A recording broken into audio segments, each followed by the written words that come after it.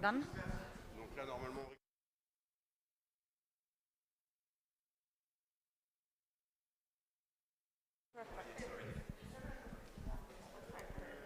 How many do we have?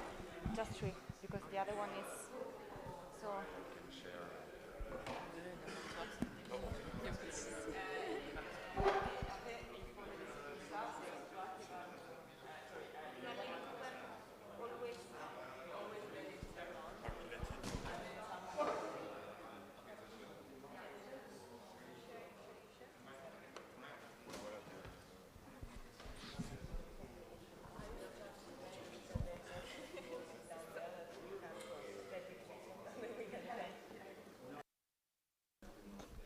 I think, yeah, can we start? Okay. Hello and good morning.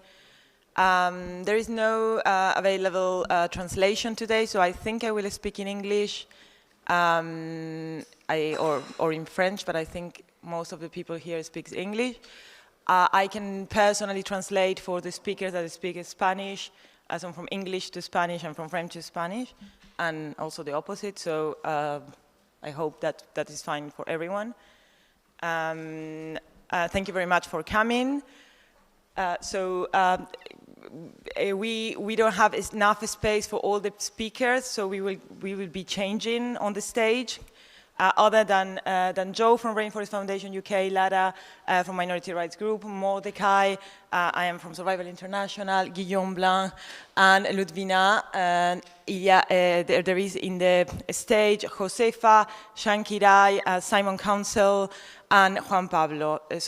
Sit down. So all of them are part of this press conference, just that there is no enough space, so I will then, some of us then will go there to sit and then they will come. Hopefully that's enough explanation. So hopefully you have all watched or have been present to the conference of yesterday. So I think we can leave the place to questions. If you have any about the Congress or this counter-Congress, or why we have done it, or why it is so important, or some of the things that the speaker has been talking about, 30%, nature-based solutions, indigenous people's rights, etc. So I leave the word to the journalists, and I will then translate in French and Spanish. I think if someone had questions. There is also online, the possibility to ask questions online, right? My colleague, yes, okay. Yeah. Sorry, Valeska, who is giving the microphone to the journalist? Ah, Niklas, okay. Thanks. Je peux poser ma question en français, ce sera plus facile. Merci beaucoup. Du coup, je suis Lorraine Avocat, je travaille pour Reporter. Alors, par rapport, j'avais plusieurs questions, effectivement, par rapport du coup au congrès mondial de lycéennes qui commence ce soir. Est-ce que vous avez eu la possibilité d'y participer ou est-ce que, en fait, du coup, c'est un petit peu la question de pourquoi est-ce que vous avez décidé de faire ce contre-sommet. Est-ce que c'est parce qu'il n'y avait pas d'espace au sein de ce congrès mondial pour vous, pour vous exprimer, pour apporter vos idées, et du coup, quel regard vous portez sur ce qui va se passer. Et une autre question, je crois qu'elle a été posée hier, mais je suis désolée, je n'ai pas bien noté la réponse, c'était par rapport aux motions qui vont être débattues à la fin de la semaine prochaine. Il y en a plusieurs qui concernent une forme de reconnaissance des peuples autochtones. Comment est-ce que vous voyez ces motions? Est-ce que pour vous, c'est que du blabla, ou est-ce que c'est au contraire peut-être un signe d'espoir? Voilà, merci beaucoup. Do you, English speakers, do you need a translation? No? Did you? So she was just asking why we are doing this Congress if there is no place for these issues that we have been discussing inside the IUCN Congress, and what we think about the motions that will be discussed about indigenous people rights in the next days. So I don't know who of you want to reply. Simon? You want? I didn't understand what he said. I can't see anything without my glasses. No, he's saying. Ah, okay. I could make an attempt at a short reply at that one. I mean, I've personally participated in the past 2 World Conservation Congresses. There's lots of motions. lots of nice sounding commitments from international donors, lots of stage managed kind of platforms for Indigenous peoples to represent their communities. But time and again, we don't see very much coming out of these. So I think the reason why we have co-organized this conference is to support very organic, very grassroots voices of local and Indigenous communities that are impacted by strict nature conservation and other ill-thought-out conservation plans. So they can speak freely, independently, and collectively. So I think that's one of the main underlying reasons behind this event. Yeah, I will also add, I don't know, you prefer French or English? Oui. Non, ça va, je pense que... nous avons aussi constaté depuis des années que les personnes avec lesquelles nous travaillons, ils sont des peuples autochtones les plus vulnérables de la planète. La majorité, ils sont des chasseurs-cueilleurs qui sont expulsés de leur forêt. Ils n'ont pas accès au passeport, au visa, toutes ces choses-là. Donc, ils sont totalement exclus de ce type de réunions internationales. Déjà, comme vous l'avez vu, même si on a vraiment investi pour les faire aller en ville, la connexion n'a pas marché. Donc, on parle des populations les plus vulnérables. Ils ne sont pas invités, ils sont invisibilisés aussi. Leurs voix, ils sont invisibilisés.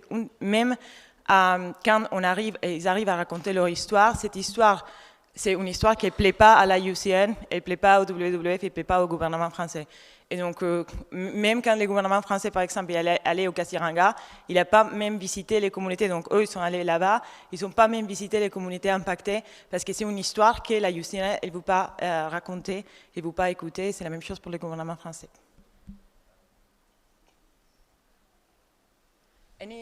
Si alguien de ustedes quiere decir algo sobre cualquier tema, ustedes me dicen, ¿eh? Vous avez des autres questions? Thanks. My name's Phoebe, I'm from The Guardian. And I was wondering, and you've kind of touched on this a bit, but whether the 30 by 30 aim, if you could write Indigenous rights into that in a real way, whether that's something you would support, or whether you're totally against that aim altogether.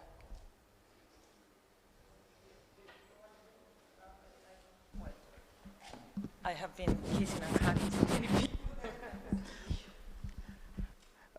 Thank you. The 30 by 30 is a structural.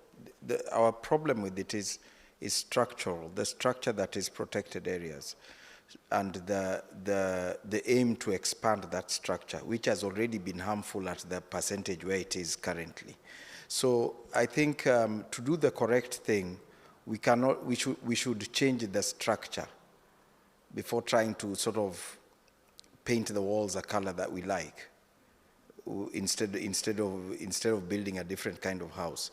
So I think we need a lot of rethinking of definition of protected areas, those that exist, and looking for a more sophisticated type of model of biodiversity and conservation and taking care of our environment than protected areas. So it's the structure that's the problem.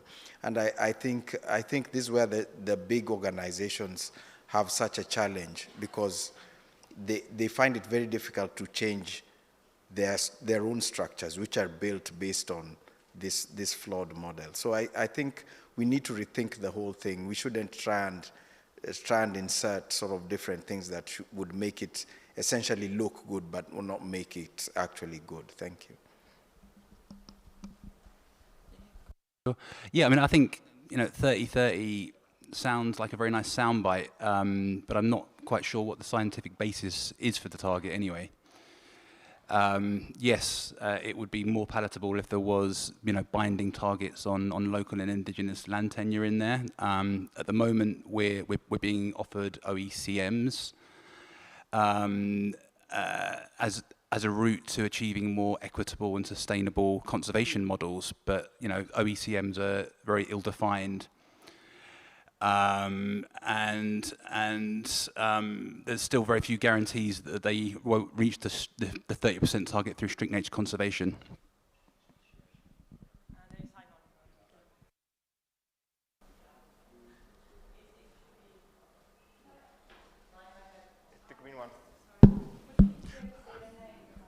So I'm Simon. Yeah, hello. Simon Council, I'm an advisor to Survival International. I mean, the point about the lack of evidence, a scientific basis for the 30% is really important. And if you look at the documentation that is being presented by the CBD, it seems to be based on one single paper by an author who I mean, it would be interesting, you could ask him, I mean, is this a realistic target? I mean, where did it come from exactly? How is it calculated? Could it be 20%? Could it be 40%? Well, I mean, it strikes me as extraordinary that you should consider, or the governments collectively should consider, designating up to a third of the planet basically on the basis of one paper that probably doesn't really have the adequate justification in it. On top of that, with such a momentous decision, one would have to say, well, hang on a minute, how have we done with the previous targets, which was 17% over the last decade or so? It was the only one of the Aichi targets that was actually achieved, and yet we've still lost biodiversity faster than ever. So that would perhaps suggest that something really isn't working with this model of conservation. So maybe we need a proper evaluation and a proper review of where things have gone wrong in that respect. Are protected areas actually working, I think, is the question. And are there better ways, possibly, of achieving the target that we're trying to achieve, which is protecting biodiversity? We all want to do that. We all know it's absolutely critical to do so. So the question is, why aren't we properly evaluating why this hasn't worked before we take this huge leap into the future, which will really determine the way we consider biodiversity for at least the next 10 years, and probably more like 12 or 15. So I think it's a question of needing to, you know, step back a bit, look at the evidence, look at what's gone wrong in the past, and then work out a way forward, not just an arbitrary target like we currently have.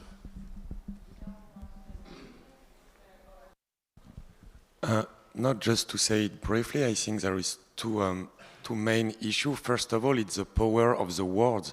Just to say 30 by 30, it gives us the impression that we are going to do something, and it actually works, because for the media, it's a pretty good title, 30 by 30, the new project. And people really think that something is going to be done. And after, the second point is, okay, 30% of protected area, but what kind of laws are about to be implied here? In France, we say that we already have 22% of our land put into park. It's not right. We have, but if we have this, it's where we can buy groceries, where we can build huge buildings. Okay, will it be the same in Ethiopia, in Rwanda, in Burundi, in Nepal, in India? No, we do not talk about the same protected area. We are talking about protected areas where people will be deprived of the very right of inhabiting the land. So, yes, 30 by 30, but will it be the same laws in European countries than in Africa and Asia? History shows that no, it will be the opposite. Soft laws here and criminalization there. Sorry.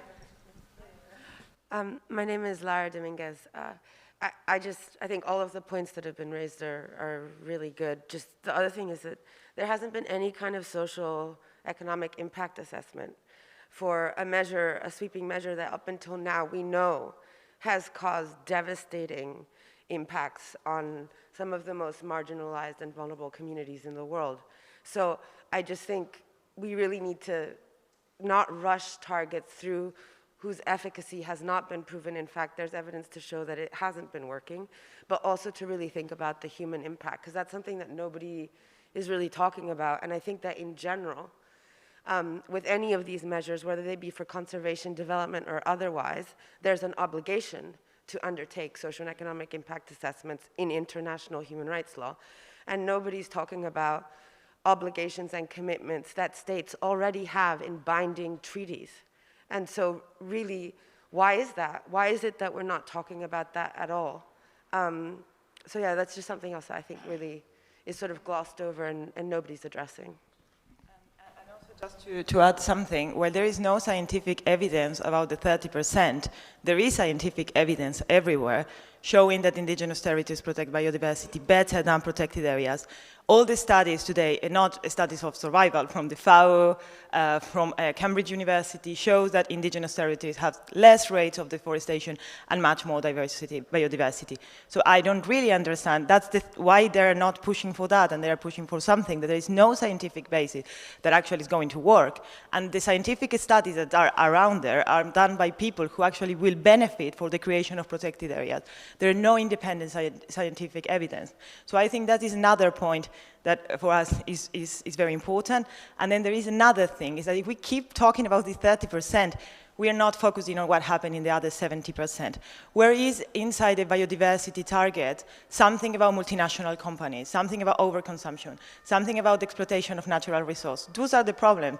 If we just fence 30% and we keep doing whatever we are doing in the other 70%, nothing will change. I think nothing changed until now. So that is, well, I guess, our position. Hola. ¿Yo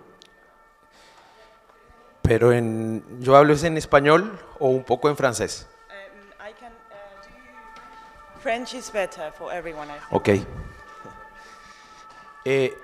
Ce qui est en train de se passer avec la mesure du 30%, c'est que, en fait, c'est un problème structurel au niveau on est en train de s'attaquer aux conséquences et pas aux causes du sujet. On est en train de vouloir protéger 30% de la planète pour lutter contre le réchauffement climatique. Et ça n'a rien à voir une chose avec l'autre. Pourquoi? Parce que si on veut lutter contre le réchauffement climatique, il faut s'attaquer contre les raisons qui sont en train de le provoquer, pas protéger la Terre. Ça n'a rien à voir. C'est-à-dire, on s'attaque aux conséquences, mais pas aux raisons qui sont en train de créer la problématique. Alors d'un côté, on veut protéger le 30% pour continuer avec le même système, c'est-à-dire pour endommager tout le reste du monde et que seulement ce 30% reste protégé. Ça n'a pas de sens.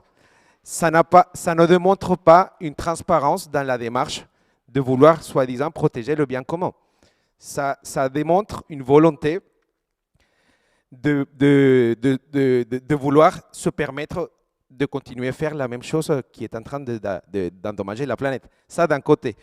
Et d'un autre côté, ils veulent avoir, les gouvernements veulent avoir le protagonisme pour la première fois au niveau de la protection, au niveau du bien commun. Et la lecture que tout le monde est en train de donner et que je trouve normale, on dit « Oh, enfin les gouvernements sont en train de faire quelque chose pour le bien commun, enfin ils sont en train de s'inquiéter pour le bien commun ».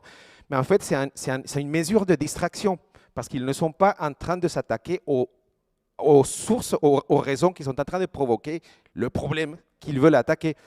Et en plus, les territoires qu'ils veulent protéger, c'est des territoires qui sont déjà protégés depuis longtemps. Alors, s'il y a quelqu'un qui doit avoir du protagonisme dans la protection des territoires, ce n'est pas les gouvernements qui, de manière opportuniste, veulent venir au dernier moment pour dire on va la protéger, mais ils sont déjà protégés.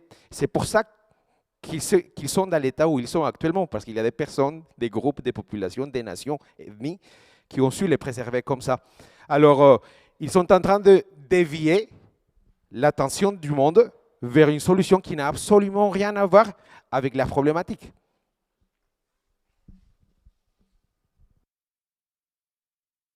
Yes, if anyone needs, well, I would just do a small summary. No, it's fine, a small summary of what he said, if you need it or not. Everyone is fine? Everyone, yeah. Yes, for online, yes, okay. Okay, so Juan Pablo was just explaining that there is this 30% sounds quite good and give protagonism to the states that for the first time they think they are doing something good for the environment, but actually they're diverting the attention from the real causes of the environmental destruction. There are, well, you explained, like overconsumption, and so that are the causes of climate change and biodiversity loss, and we are, with 30%, we are more dealing with the consequences of this and not with the causes. And those environments actually they want to protect something that is already protected. It has been protected by the indigenous peoples. That's why those environments are rich in biodiversity. I hope that was enough.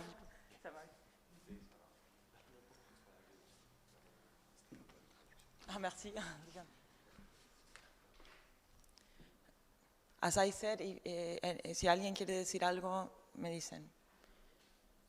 Anyone else has a question? There are online questions. Yes, in whatever language is fine. Yes, just clean it. Sorry.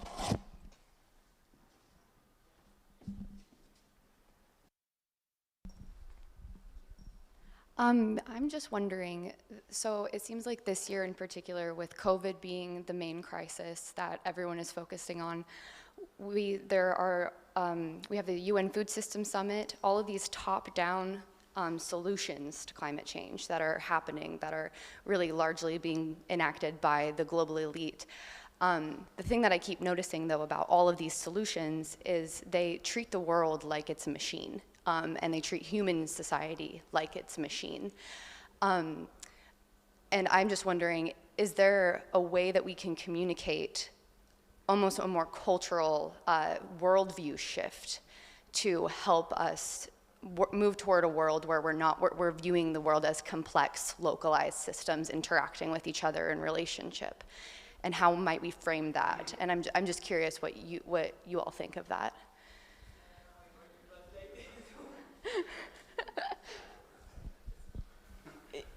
Yeah, maybe he can translate better than me.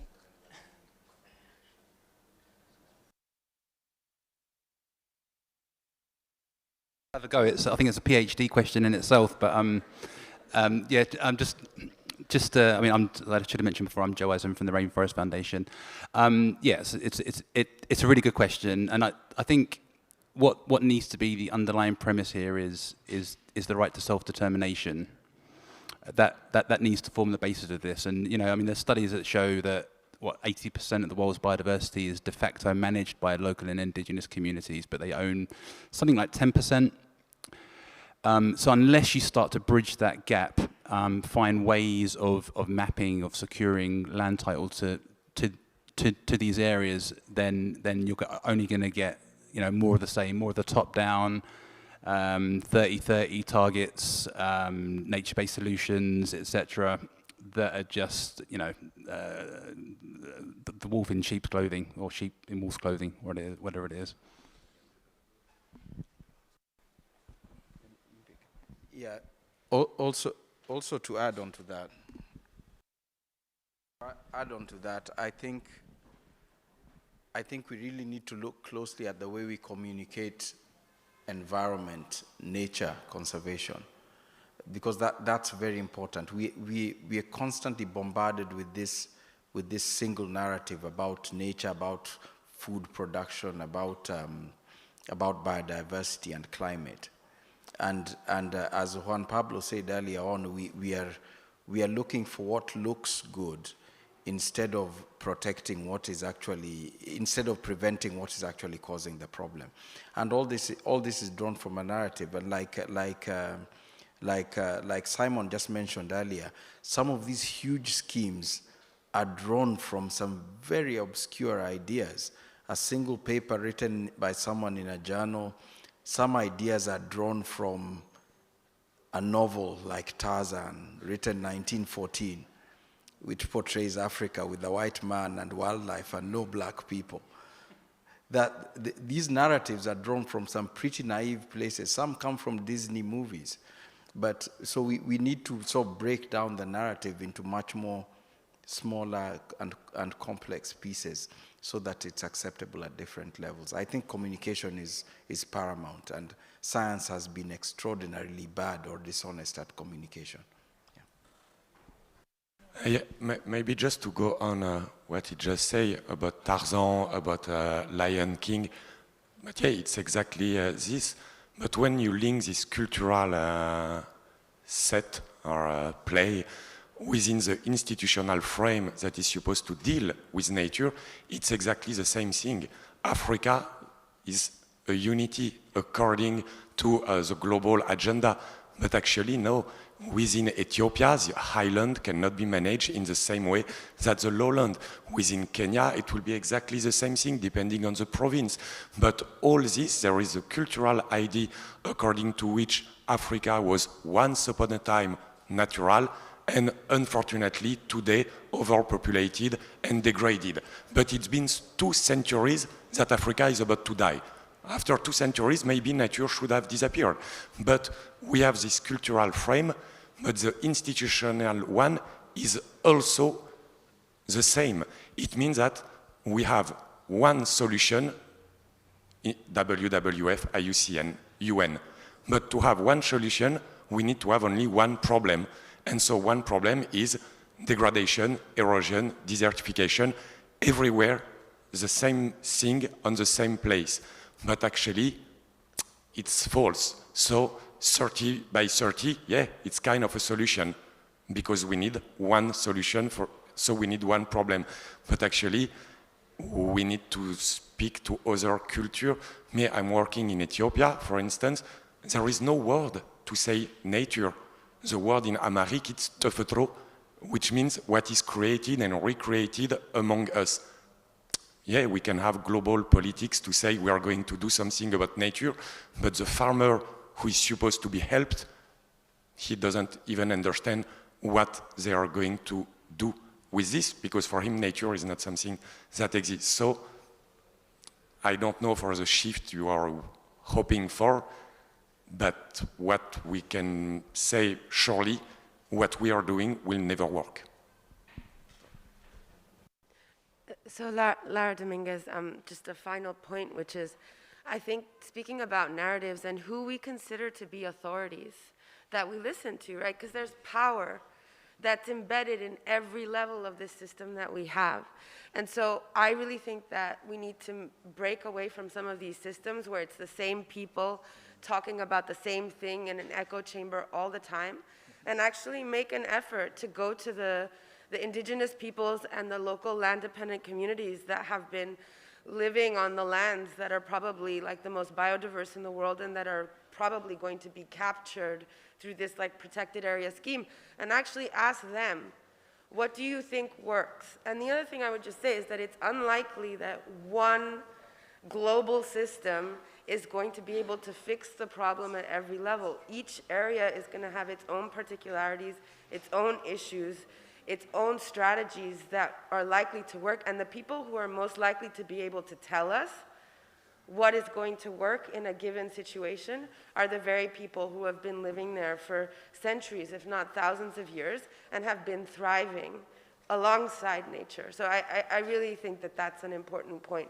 And how to do that, I think that's on us, and that's on the international community to figure it out, but to really actually examine what's really wrong with the entire system and how it's perpetuating these power structures that continue to marginalize and exclude the people who really know what needs to be done. Alors, à ce sujet, et la source du problème actuel est un modèle de système moderne qui s'est créé ici en Europe dès la fin du XVIe siècle, qui s'est prétendu universel, qui s'est prétendu applicable à toutes les réalités du monde. Alors à un moment donné, ça a été pertinent pour l'Europe, mais ça a signifié un désastre pour le reste des civilisations qui existaient déjà. Alors, en ce moment, on est en train d'envisager la solution du problème, également dans cette même optique qui a signifié une erreur au XVIe siècle, c'est-à-dire dans une optique universelle.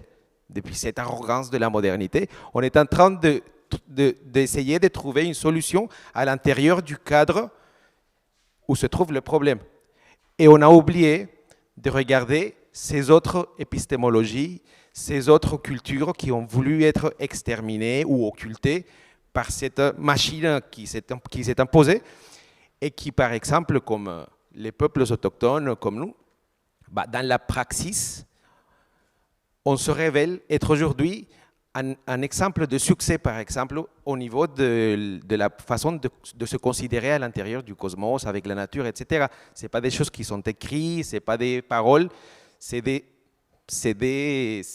exemples de succès dans la praxis. Alors, ça existe.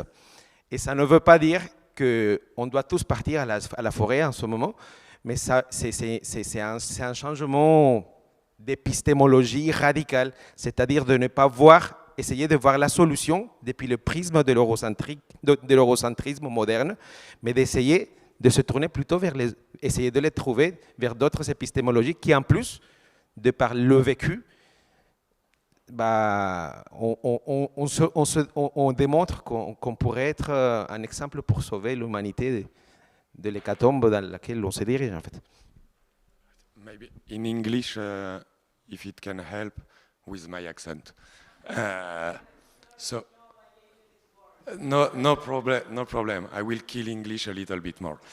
What he says is that the problem is that within the 16th and 17th century, all the solutions that has been developed were defined within the modernity frame. And it has been defined from a European perspective, but as a universal one. And what has been proven to be a solution in Europe has been a disaster on the other places it has been applied. And today, it's exactly the same thing that is going to be done, defining something as universal from a same modern perspective, modern in the way they think it is, and it will be a disaster. And so what he says is that we need a change of epistemology, of meaning, and to look at other praxis, and which is maybe for autochthonous, indigenous people. And as he said, it does not mean that we all need to go back to the forest, but just to look at other ways of dealing with nature, to look at praxis and not with a modern episteme, or if we do not do so, it will still be the same disaster that it has been in the 17th century. We have an online question now. Hans Thomas Krumanaka from Die Zeit is asking, can you elaborate a bit on your criticism on nature-based solutions? Okay, so I'm happy to take that one. Simon Council, an advisor to Survival International. I mean, it's very hard actually to set out a full criticism of something as nebulous and as ill-defined actually as nature-based solutions. I mean, in the way that IUCN has defined it, it's essentially anything of socio-economic benefit to humanity that involves nature. And there can literally be anything from planting more trees in your garden in the city to mass fertilization of the oceans to make more phytoplankton grow, to planting vast areas of land with forest to sequester carbon. I mean, of course, there are many, many nature-based solutions. I mean, most of the world, especially the poor world, depends on nature. They have to have it, essentially. So there are solutions to problems that can be found in nature. The problem comes when we see the term associated with extravagant claims, very misleading claims about the contribution that these so-called nature-based solutions can make to mitigating climate change. And specifically, the claim that has been repeated over and over again over the last couple of years or so, including at the very highest levels, United Nations, the UK presidency of the upcoming climate negotiations, World Business Council for Sustainable Development, and on and on and on, that nature-based solutions can mitigate up to 37% of climate change by 2030. And that, again, as it happens, is based on one single scientific paper that was written mostly by the Nature Conservancy authors. And the problem with this is that when you unpick it, and I have done, I've been through the hundreds of pages of kind of evidence that they put together for that. What it turns out is that most of that so-called mitigation potential of this so-called nature-based solution actually comes from afforestation. And to be precise, you'd have to afforest, it's an estimated 800 million hectares of land somewhere. Some people say it's more than that, which is about the size of Australia. Now, I mean, of course, there's no way we can possibly reforest, or afforest rather, an area that size, even to start it sensibly by 2030 would be lucky. The land doesn't exist, it's not free, you could do it by taking away farmland, it requires massive investment of infrastructure and private sector investment. You'd have to use fast-growing eucalyptus trees or acacia trees, for example. And similar problems exist with most of the other kind of components of what is called this kind of natural climate solution, or nature-based solution. I mean, immediately stopping all deforestation worldwide, immediately making all exploitation of forest for timber fully sustainable. Those would be pretty good things to do, but you just cannot do this kind of thing overnight. It's been tried in the past, over the last 15 years or so, with the concept of REDD+, reducing emissions from deforestation and degradation. Billions of dollars have been poured into this, and almost nothing has been achieved from it.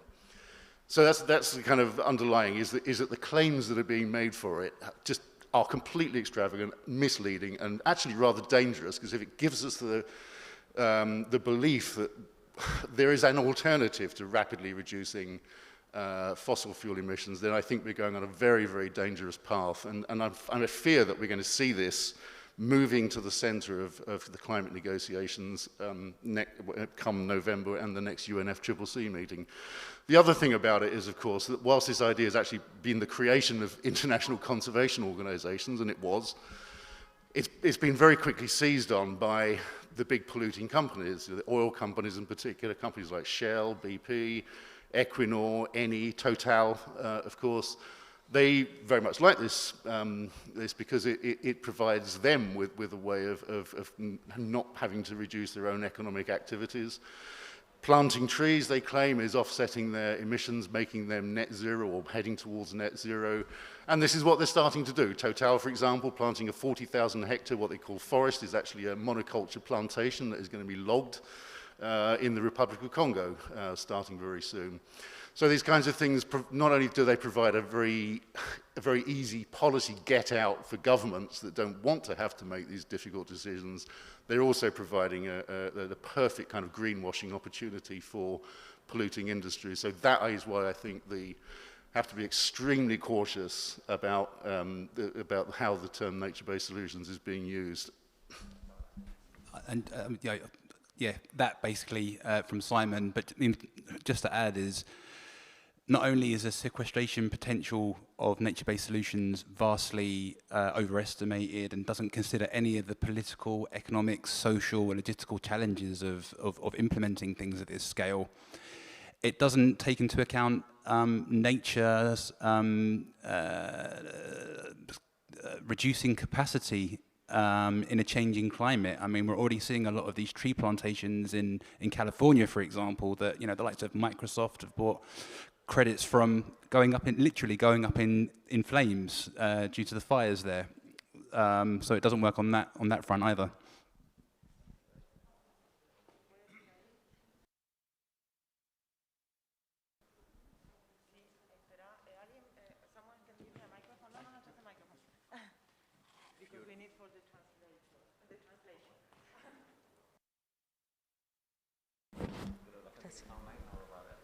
No, por eso quería que vaya.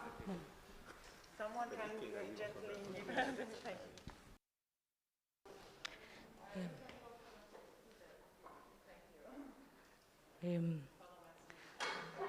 Sobre esta última pregunta, me gustaría señalar un aspecto que se abrió aquí en este Congreso de Decolonizar la Naturaleza. On this last aspect, I'd like to talk about one thing that happened. El aspecto tiene que ver con la participación de los pueblos indígenas en este Congreso. Puso al descubierto la advertencia de estas medidas, de que estas medidas están administrando la crisis ambiental. What she says is that what we're seeing is that the very solution proposed are actually administrating the crisis that they're supposed to solve. Lo vimos en el caso de varios pueblos de África, América e incluso Japón. We saw this with several indigenous people from Africa, America, and also Japan. Vimos medidas repetidas que tienen que ver con despojar de las tierras y los medios de vida a los pueblos. In repeated measures that are dispossessing these people from their lands. En nuestro caso, en el Istmo de Tehuantepec, vemos que en nombre de mitigar el cambio climático, se están instalando cientos de parques eólicos, bueno, cientos de aerogeneradores sobre nuestras tierras. In the Istmo de Tehuantepec, we've seen, in the name of climate mitigation, the installation of plenty of wind farm plants. Y señalamos que este discurso verde y estas medidas que suponen mitigar el cambio climático, en los hechos están impactando en nuestros territorios, están impactando de forma violenta en nuestras tierras y sobre todo también en el medio ambiente. So we're seeing that these measures, these plants and these wind farms and the so-called solutions are deeply impacting our communities, our rights to land and also actually the environment. Ahora mismo, por ejemplo, la inversión de Electricité de France, que está haciendo sobre parques eólicos en nuestro territorio, se pone al descubierto por esta serie de impactos que violentan nuestros derechos indígenas y nuestros derechos humanos. And for example, the last example we've seen is the investment from EDF, Électricité de France, in our territories in the form of a fourth wind farm plant. And this project is impacting our rights to land in our community. Por tanto, podemos decir que no se puede hablar de biodiversidad, de naturaleza, sin dejar de considerar la autonomía, la libre determinación de los pueblos. And for this reason, we can't talk about biodiversity, the conservation of nature, without taking into account the rights of indigenous people and to their lands. Pues históricamente nuestros asentamientos humanos han tenido una relación profunda con la naturaleza y no es la naturaleza dada por sí misma, es una producción cultural, social, política, ambiental. And so historically our people have had a very special relationship to nature, but nature in the sense like not as a given, but as a social construct as well. Gracias. Thank you.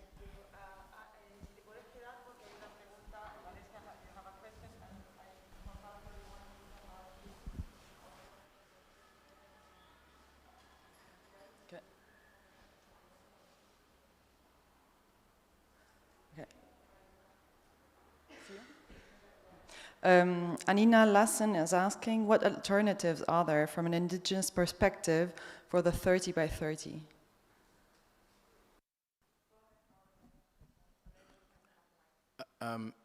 I think this is a very important point we have to address. Like the people imposing what is a flawed proposal keep bringing forward this narrative of asking what's the alternative. The alternative is don't do it. Alternatives have existed for thousands of years, and the alternative now is don't do it. So I think the organizations proposing the 30 by 30 should not frame it like it's something we need, it's something they need. And I think this has to come out very clearly that the structures that exist within indigenous people who live with biodiversity are very old, developed and evolved over tens of thousands of years. So what they're bringing now is an alternative, and it's an alternative we don't want. So I don't think I think it's disingenuous for those who are proposing the 30 by 30 to ask us what alternative we prefer to that. We prefer they don't come. I think that's the most simple way to put it.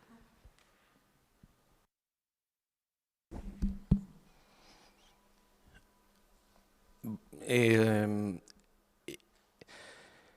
y a une erreur qui a été universalisée, pour continuer dans le même sens de mon intervention précédente, et c'est le fait de généraliser les peuples indigènes comme si c'était une entité totale, quand en réalité c'est des milliers de civilisations différentes avec des manières d'interpréter le monde de façon différente, et on les met tous dans le même sac. Et c'est comme si nous, on disait par exemple ce que disent les Blancs. Mais oui, mais les Blancs d'où? Les Européens, et les Européens de quelle région? C'est la même chose avec les peuples indigènes. Et je dis ça comme introduction pour dire que la position que je prends actuellement, ce n'est pas au nom des peuples indigènes, parce que ça serait avoir cette prétention universaliste que depuis nos épistémologies, on critique également. Mais au nom du peuple indigène Jukpa, auquel je représente en Colombie, et pour nous, ce qu'on a comme suggestion pour dire au congrès, c'est de se rendre compte que ces territoires, ils devraient reconnaître que dans ces territoires, qu'ils comptent protéger, il y a la présence des peuples indigènes, et qu'ils leur reconnaissent l'existence pour que les droits leur soient reconnus, et ensuite s'attaquer aux vraies sources du problème, comme je l'ai déjà dit, du réchauffement climatique, c'est-à-dire ce système axé sur ce modèle axé sur un système capitaliste et néolibéral. Ça, c'est la solution à notre point de vue. On les invite dans un dessein, dans une volonté de transparence. Si on veut établir un dialogue, il faut qu'il y ait de la confiance. Et pour qu'il y ait de la confiance, il faut qu'il y ait de la transparence. Alors, si on commence avec des tricheries, en essayant de faire quelque chose pour cacher vraiment la source du problématique, ça génère des suspicions, ça génère encore plus de méfiance. Et ce qu'on invite au nom du peuple Jukpa, c'est si on veut vraiment construire pour le bien commun, reconnaître que ces terres sont déjà protégées par les peuples indigènes, et qu'ils sont invités à avoir le protagonisme également, mais en s'attaquant aux sources du réchauffement climatique, c'est-à-dire ce système néolibéral et capitaliste.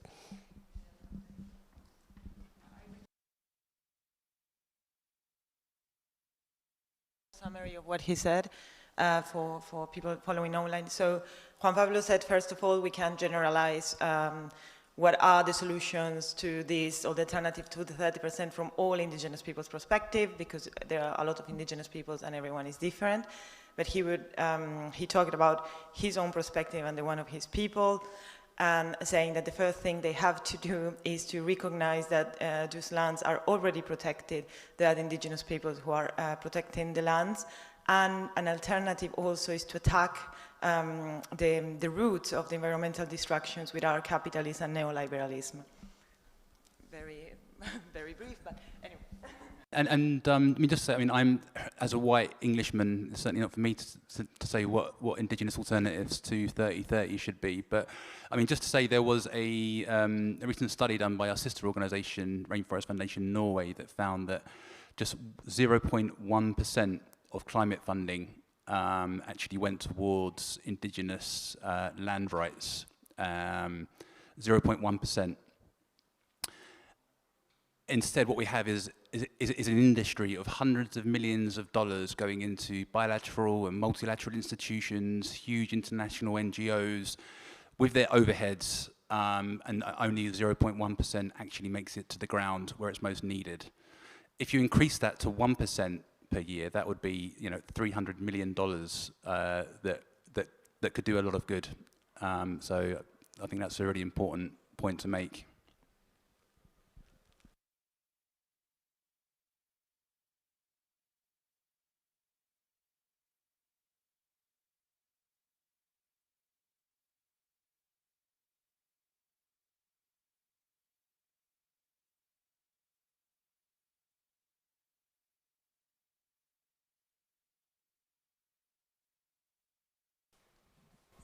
Decir que la alternativa desde los pueblos me parece que ha estado desde hace tiempo, y más bien la pregunta tendría que ser cómo cómo dejar de violentar estas áreas y estos espacios y estos territorios de los pueblos indígenas, porque lo que se ha puesto de manifiesto en el diálogo que hemos tenido en todo el transcurso del día de ayer es que en este tiempo en el que se agudiza la crisis climática, estallan también los conflictos socioterritoriales en distintas latitudes del mundo.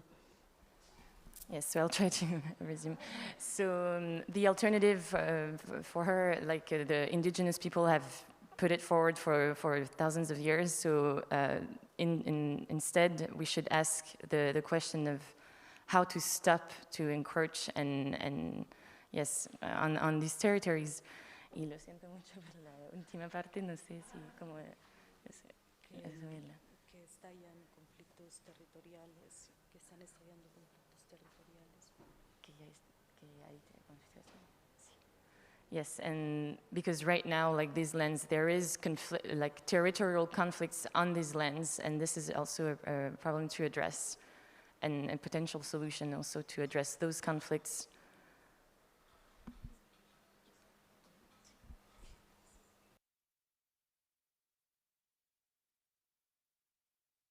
Is there any other question coming from here? Because we have time for just one more question and that's it.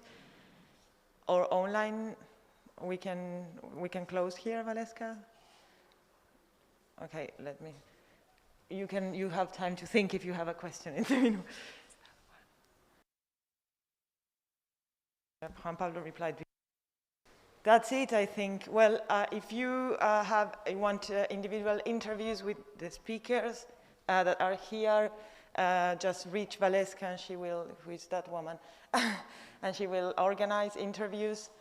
We are all available for that in the next days.